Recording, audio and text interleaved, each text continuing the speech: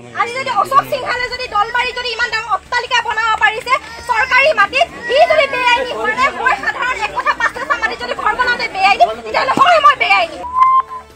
আমাৰ বিষয়ববীয়াই 5 মিনিটৰ ভিতৰতে স্থান ত্যাগ কৰিবৰ কাৰণে অৱগত কৰিছিলে আৰু আপোনালোকে সময়ৰ ভিতৰত ইয়াৰ পৰা আঁতৰি নোযোৱাত আপোনালোকক 163 BNSS মতে আপোনালোক বেআইনী ঘোষণা কৰা হ'ল।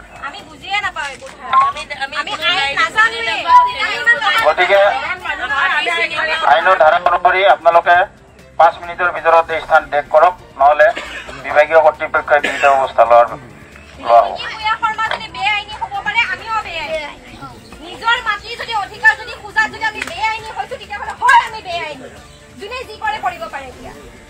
আজি যদি অশোক সিংহালে যদি দলবাৰী যদি ইমান ডাঙৰ অট্টালিকা বনাব পাৰিছে চৰকাৰী মাটিত সি যদি বেআইনী হয় মই সাধাৰণ এক কথা পাঁচটা মাটি যদি ঘৰ বনাওঁতে বেআইনী তেতিয়াহ'লে হয় মই বেআইনী।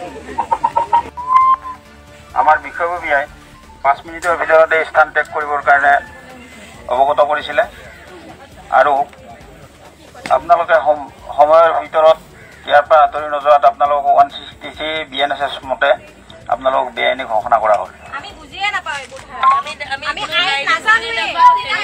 গতিকে আইনৰ ধাৰা অনুসৰি আপোনালোকে 5 মিনিটৰ ভিতৰত স্থান ত্যাগ কৰক, নহ'লে বিভাগীয় কৰ্তৃপক্ষই বিহিত ব্যৱস্থা লোৱা হ'ব।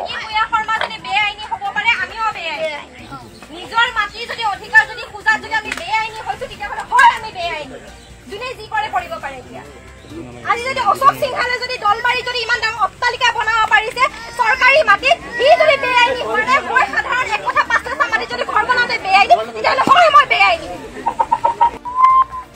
আমাৰ বিষয়ববীয়াই 5 মিনিটৰ ভিতৰতে স্থান ত্যাগ কৰিবৰ কাৰণে অৱগত কৰিছিলে আৰু আপোনালোকে সময়ৰ ভিতৰত ইয়াৰ পৰা আঁতৰি নোযোৱাত আপোনালোকক 163 BNSS মতে আপোনালোক বেআইনী ঘোষণা কৰা হ'ল। গতিকে আইনৰ ধাৰা অনুসৰি আপোনালোকে 5 মিনিটৰ ভিতৰত স্থান ত্যাগ কৰক, নহ'লে বিভাগীয় কৰ্তৃপক্ষই বিহিত ব্যৱস্থা লোৱা হ'ব। নিজৰ মাটি যদি অধিকাৰ যদি খোজাত যদি আমি বেআইনী হৈছো তেতিয়াহ'লে হয় আমি বেআইনী, যোনে যি কৰে কৰিব পাৰে। এতিয়া আজি যদি অশোক সিংহালে